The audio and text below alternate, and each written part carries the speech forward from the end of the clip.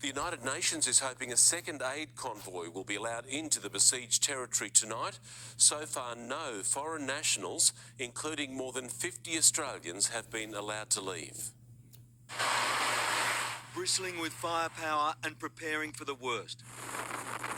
The USS Eisenhower, now off Israel's coast. America's 2 carrier battle groups there are now so large they can be seen on satellite. With reports, China now has 6 ships positioned in the Middle East, the PLA's 44th Naval Escort.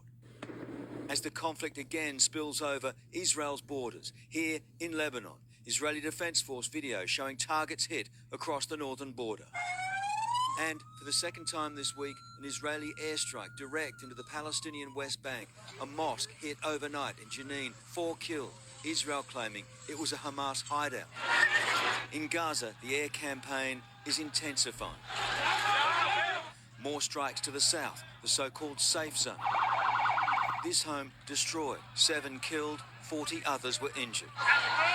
The hit close to a United Nations-run school where thousands of people are taking shelter. In Gaza City, another home is levelled. Frantic efforts to reach 5 trapped in the rubble. 12 were killed, the entire household. But Israel says Hamas rockets were being launched from that building and warns the campaign is about to ramp up. For your own safety, move south, the Israeli military spokesman said. They've even dropped leaflets on residents saying anyone staying in the north will be considered a terrorist. Some don't need convincing. All I could hear was explosions after bombing, explosions. This is 12-year-old Yazan Hellas from Melbourne, trapped with his mum and 7-year-old sister. We spoke to him in Gaza. How have you been these last 2 weeks? How are you holding up? It's really stressful. Like, you've never been in a war before, and so I'm really scared. They'd been visiting family in Gaza City when the bombing started. They fled south. I saw people dead on the ground, arms everywhere, legs everywhere. I want to go home back to Australia, but the borders are closed and there's bombing everywhere. And how is your mother? My mother is really, really stressed on us. She's really scared. They're pinning their hopes on the Rafah crossing into Egypt, opened for the first time yesterday to allow 20 aid trucks in. Packed with medical essentials, food, but much more is needed. Does it make sense that 20 trucks will be distributed to 2 million people, this man asks? 20 trucks are nothing and not enough. Australian Foreign Affairs now revealing there are 51 Australians trapped in Gaza. They're encouraging them to grab any opportunity to get out through Rafah, but warning it is unclear how long it will be open or who will be able to cross. Adding they will help them get home from Egypt. Little Yazan has one message for the Australian government. To help all Australian citizens get out of Gaza Strip, just take them out of Gaza Strip and back to Australia. Hoping Egypt lets them in and Hamas lets them out. But with the release of the 2 American hostages yesterday, there's hope the terror group could allow more. Hey, Judith. Hello, President. I'm so glad you're home. Or not home. I'm glad you're out. Thank you so very, very much. A Hamas spokesman in Lebanon says it's working with mediators in Egypt and Qatar to release all civilian hostages. But they also delivered this threat. If Israel invades Gaza, the October 7 attacks will be nothing. Israel's reply? The operation will go ahead, just no word on when. Israel's army dug in here just kilometres from the Gaza border, and they may be on hold for a little bit longer, with reports that Western governments are piling the pressure on the Israeli government to pause their planned ground invasion and give them more time to get the hostages out. Mr. President, are you going to delay? Are you encouraging the Israelis to delay invasion? Talking in Israeli. Have you any word on any additional hostage releases? 1, 2, 3, 4! Occupation no more! The protests worldwide continue. Palestine! In London, around 100,000 marched as a peace summit convened in Cairo with no Israeli or Gazan representatives. All civilian lives matter. But Arab leaders warning they are losing patience with their Jewish neighbour. And Chief Reporter Chris Reason is now in Tel Aviv for us. Chris, more signs tonight this conflict continues to spread. Mark, good evening. We've got confirmation that Israel has launched more assaults on a northern neighbour, Syria, overnight, taking out 2 airports with airstrikes, 2 key airport installations, one in the capital, Damascus, the other in Aleppo. Experts say it's to try and stop the flow of arms and munitions in from Iran. We're also getting reports from the UN. They've signed a joint statement, 5 of its key agencies, including the World Health Organization and UNICEF, saying that the number of deaths inside Gaza will skyrocket due to famine and disease if nothing is done to stop this soon. A bit of good news on that. There are reports as well that they could open that Rafah border crossing to Egypt again today for a short time to let aid in, but of course that gives our 51 Australians trapped inside, including Yazan and his family, a chance to get out. Mark. Chris Reason with the latest from Tel Aviv.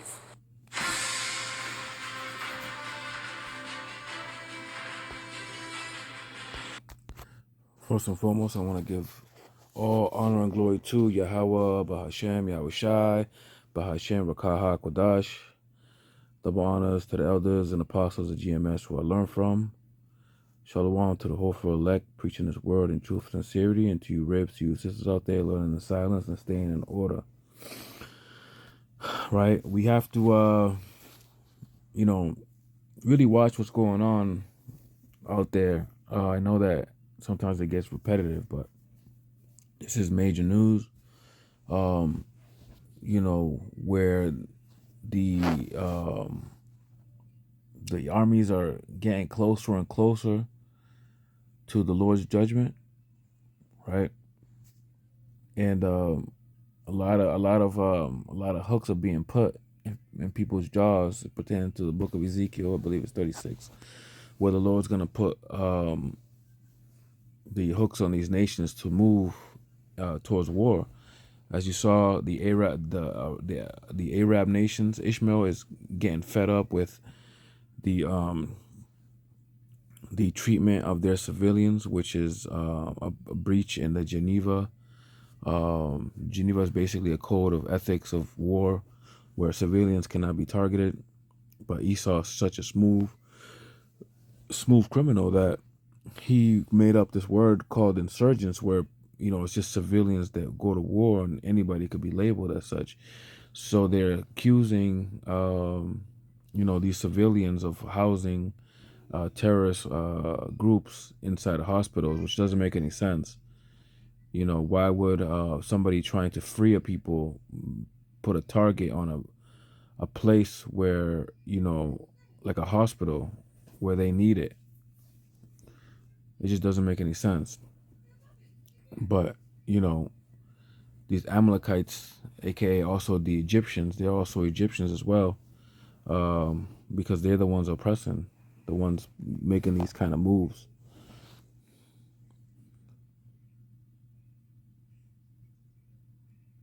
Right? They're the ones with the power to do so. So, I'm gonna get straight to it. This is Second Ezra's, chapter 15. It's a very important chapter. In verse 12, it says, Egypt shall mourn, and the foundation of it shall be smitten with the plague. Right? And one of those plagues is the missiles, man. These missiles are going to hit that land, man, and make it that much harder for people to,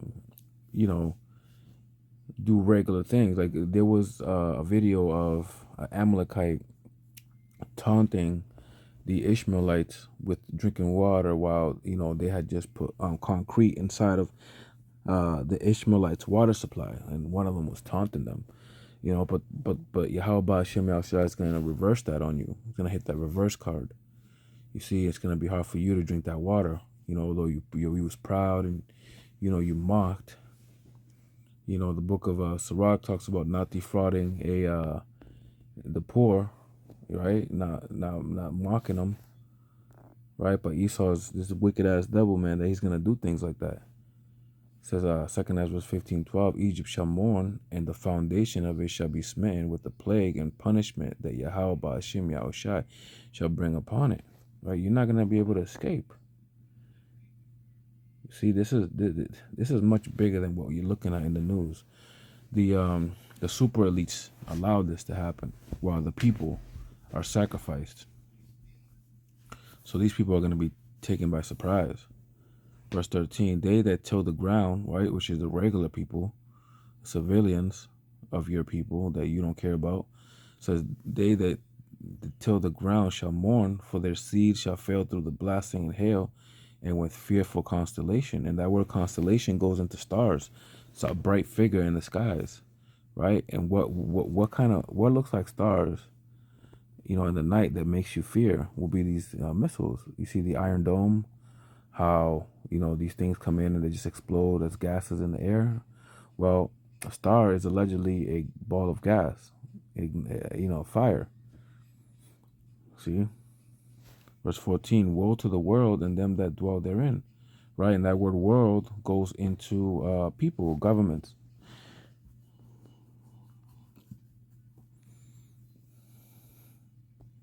Right? Verse 15, for the sword and their destruction draweth nigh, and our one people shall stand and fight against another, and swords in their hands, as we see right now. Where the civilians have just had enough, and even the civilians are getting involved. You see? But the problem is that Ishmael poked at the bee's nest, which is the Lord's, you know, whipping stick. And it's not something to sneeze about. You're not going to go there and outsword Esau, because Esau really don't care. Right? This is Deuteronomy 28 and 50. Oops, Salakia. This is a nation of fierce countenance, which shall not regard the person of old, nor show favor to the young, as you saw, right? And that's what Ishmael had an issue with. Like, you guys are not even, regarding the young people that had nothing to do with the war. Everybody's an enemy to him.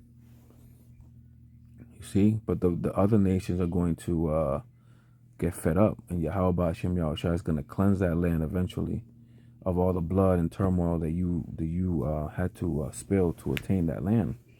See, we're not going to go there. We're not even going to show up there until that's cleansed, right? And it's going to be cleansed by fire. This is the book of Numbers, chapter 35, and verse 33, straight to the point.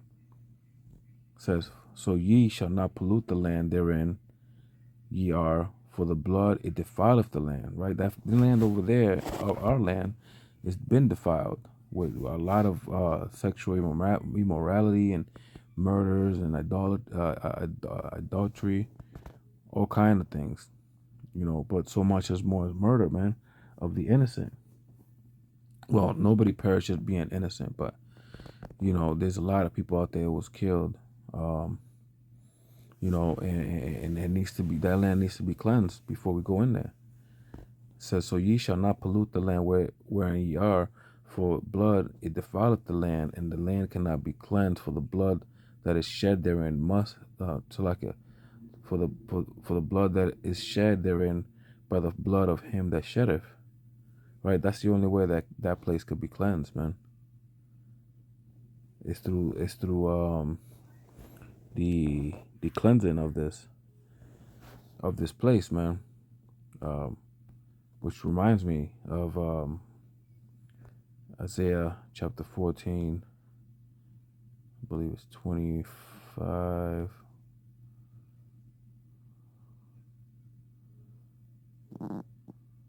So like not 35, it was 22. For I will rise up against them, said Yahweh Hashem Yahushai of hosts, and cut off from Babylon the name and the remnant and the son and the nephew, said Yahweh Hashem Yahushai. Right? So that's going to be turned back on you. All your kids are going to suffer and all these other things. You know, blessed is he that gets to see these things, man. Because nobody's going to have pity on your children. Happy shall he be that dashes thy little ones against stones. That's the spirit that, you know, it's going to be put on the people. Right? And that's it on that. I want to say shalom and call hello Yahweh Shem Yahushai. On to the next one.